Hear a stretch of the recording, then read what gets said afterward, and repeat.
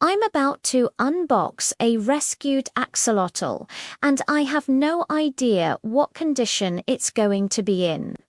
Some people receive healthy animals, others open the box to find something barely alive.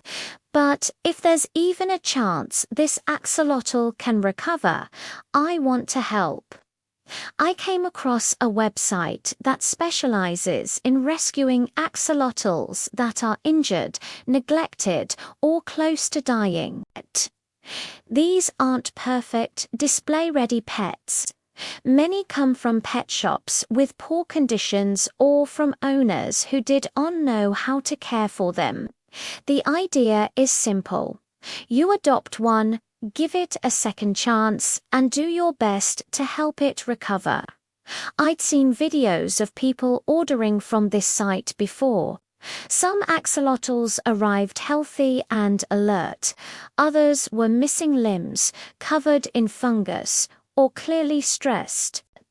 I had no idea which situation I was about to face, but if helping one meant taking that risk, I was willing to do it. I added one to my cart and paid extra for one-day shipping. The last thing I wanted was for this animal to spend any unnecessary time sealed in a box. When the package arrived, my heart was racing. Inside, the ice packs were still cold. That was a good sign. Temperature control is crucial for axolotls. Slowly, carefully, I opened the container. She was alive. I immediately moved her into a temporary tank so I could get a better look. She was a fully grown black axolotl, nearly 10 inches long. Beautiful, but clearly not perfect. Parts of her tail had been damaged in the past, and there were signs of stress along her body. I contacted the rescue organization for more details. They told me she was recovered from a pet shop in rough condition, with white stress patches and a chunk of her tail missing. But axolotls are extraordinary animals. They're one of the few vertebrates that can regenerate limbs, tails, and even parts of their internal organs, and she had already begun to heal.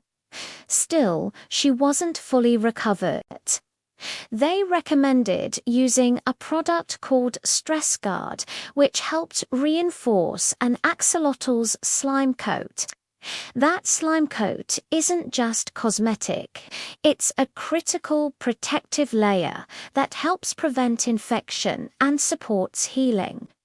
I added it to the temporary tank, and almost immediately her behavior began to change. She was more active, more responsive. That was the first real sign of hope. While the treatment started working, I focused on building her permanent home. An axolotl tank starts from the bottom up. First came a layer of nutrient-rich aqua soil to support plants, followed by a thick layer of sand so the soil wouldn't cloud the water. Axolotls have extremely delicate skin, especially when they're healing, so sharp gravel was not an option. To match her dark coloration, I chose black stones in a range of sizes.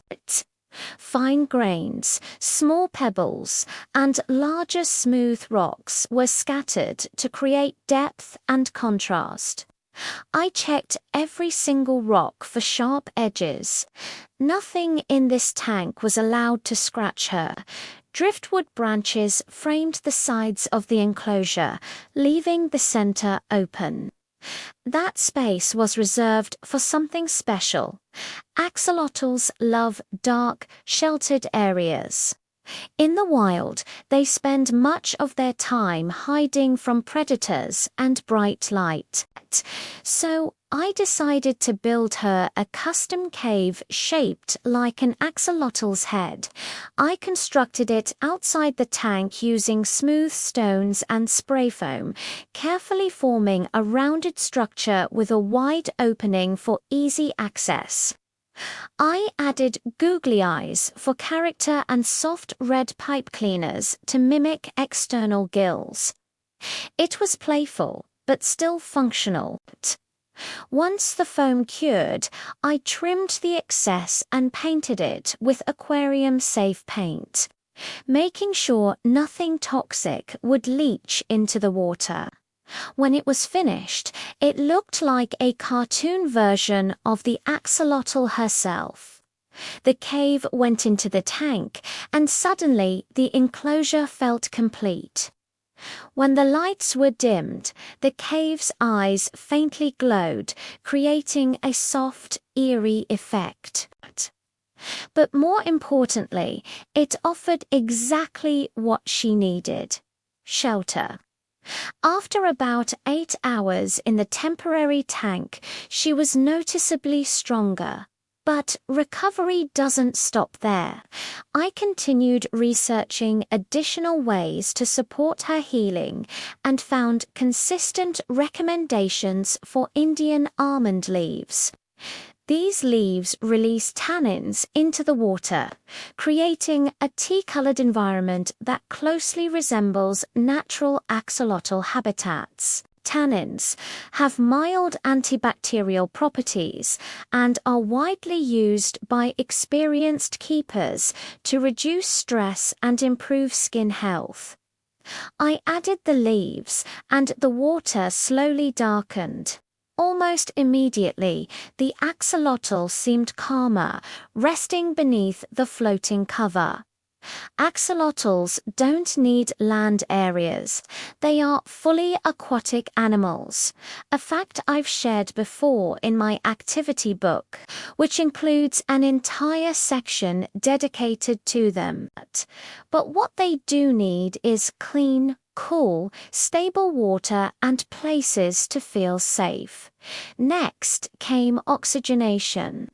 I installed a circular air bubble ring to gently circulate the water and increase oxygen levels without creating strong currents.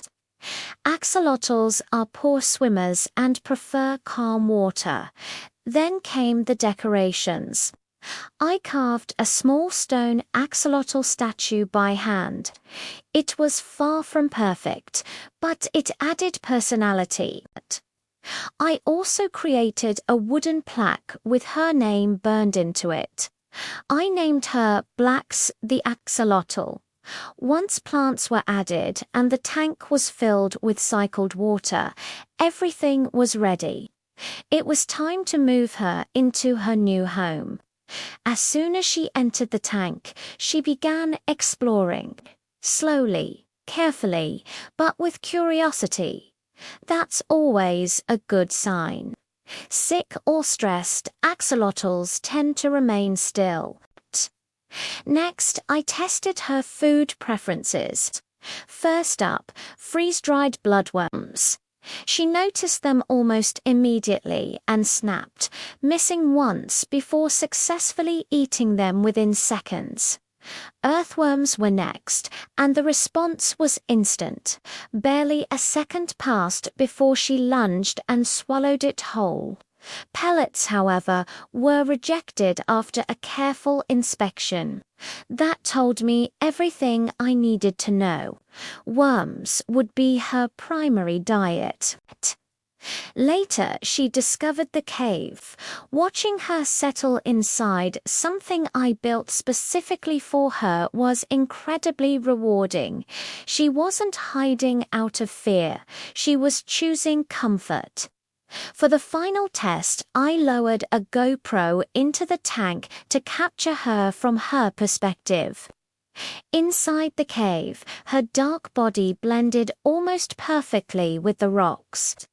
When I offered another worm, she snapped it up without hesitation.